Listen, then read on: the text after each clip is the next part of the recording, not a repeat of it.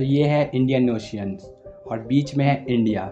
इसका strategic location सबसे important है और इस पोजीशन का मतलब है कंट्रोल, कनेक्टिविटी और कॉन्फ्लिक्ट। ये स्टोरी है एक मॉडर्न इंडिया की, जो सिर्फ एक लैंड पावर नहीं, अब एक मैरीटाइम सुपर पावर बन रहा है। और इस ट्रांसफॉर्मेशन के पीछे है स्ट्रैटेजी, इकोनॉमी, कल्चर और डिप्लोमेसी। इंडियन ओशंस में हर साल 1 लाख से ज़्यादा शिप्स चलते हैं। ऑयल, गैस, कंटेनर्स, फूड, दुनिया का सबसे क्रिटिकल कार्गो यहीं से पास होता है। और इस सब के बीच में है इंडिया, एक ऐसी जगह जहां से मलक्का स्ट्रेट भी पास है और पर्शियन गल्फ भी। ये कोई कोइंसिडेंस नहीं है, ये एक जियोपॉलिटिक्स का मास्टर स्ट्रोक है। अब एक मोमेंट के लिए हिस्ट्री का फ्लैशबैक करो। चोला एम्पायर, एक naval super power of its time, उन्होंने अपनी फ्लीट से पूरा साउथ ईस्ट एशिया को इन्फ्लुएंस किया था। उनका समुंदर पर कब्जा ट्रेड और कल्चर दोनों के लिए था। फिर आए ब्रिटिशर्स, जो समुंदर के जरिए इंडिया आए। इंडिया का फ्यूचर हमेशा समुंदर से लिंक्ड रहा है, लेकिन इंडिपेंडेंस के बाद इंडिया एक इनवर्ड लुकिंग नेशन बन गया। जियोपॉलिटिकल फोकस सिर्फ पाकिस्तान, चाइना और हिमालयस तक ही लिमिट रह गया और समुंदर हमारी स्ट्रैटेजिक थिंकिंग में कहीं पीछे चले गए।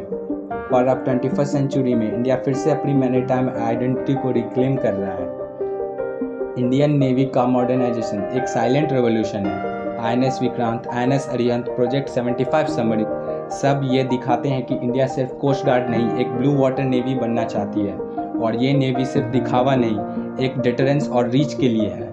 कोस्टल सर्विलांस से लेकर डीप सी ऑपरेशंस तक इंडिया तैयार हो रहा है। और सिर्फ मिलिट्री पावर नहीं, इकोनॉमिक पावर भी। ब्लू वाटर इकोनॉमी एक का कॉन्सेप्ट, जिसमें fishing, under sea minerals, offshore wind energy और टूरिज्म सब आते हैं। रैपिडली ग्रो कर रहा है यह स्ट्रैटेजिक सेक्टर। इंडिया ने डीप ओशन मिशन लॉन्च किए हैं to tap the sea floor for minerals like cobalt and nickels for making a EV ecosystem. ये सब चीज़ें आने वाले टाइम में ऑयल से भी ज़्यादा वैल्यूएबल होंगी। हर मैरीटाइम पावर के पास एक स्ट्रॉन्ग पोर्ट इंफ्रास्ट्रक्चर होता है।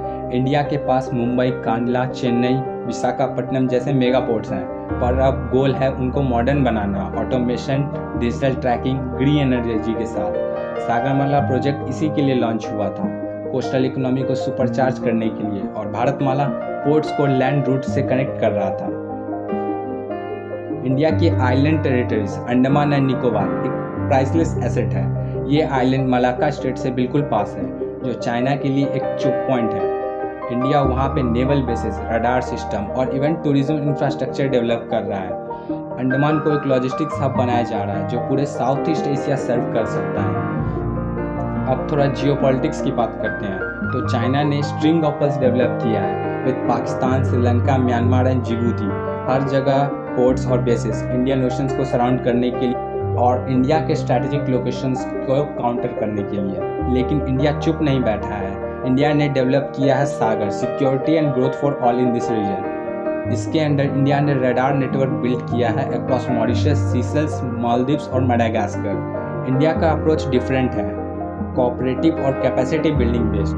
मिलिट्री एक्सरसाइज जैसे मिलान, मालाबार ड्रिल्स, इन सब में इंडिया लीड करता है। अगर एशिया पैसिफिक में अमेरिका और चाइना क्लैश करते हैं, तो इंडिया एक नेचुरल बैलेंसर बन सकता है, not aggressive but assertive. Now let's talk about diplomacy. Indian Ocean Rim Association and India is its founding member. आज अफ्रीका के ईस्ट कोस्ट से लेके ऑस्ट्रेलिया तक इंडिया स्ट्रैटेजिक डायलॉग्स में involve. Chabahar port in Iran, India का central Asia के साथ direct access है। ये ट्रेड कॉरिडोर्स इंडिया को रीजनल हब बनाने में मदद कर रहे हैं। टेक्नोलॉजी भी इंडिया के मैरीटाइम ड्रीम का मेजर पार्ट है। Satellites, coastal surveillance, radars, under water drones. India invest heavily in maritime take.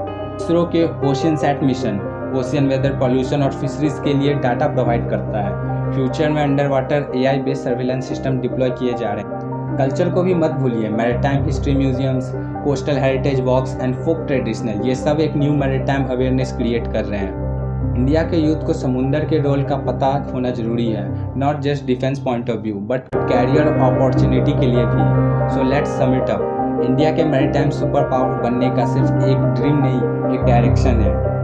एक समय था जब हम समुंदर से डरते थे, आज हम समुंदर को समझने और उसे लीड करने और शेप करने के लिए तैयार। You can tell me your thoughts in comments and I will be actively engaging your comments. Thank you for listening to me.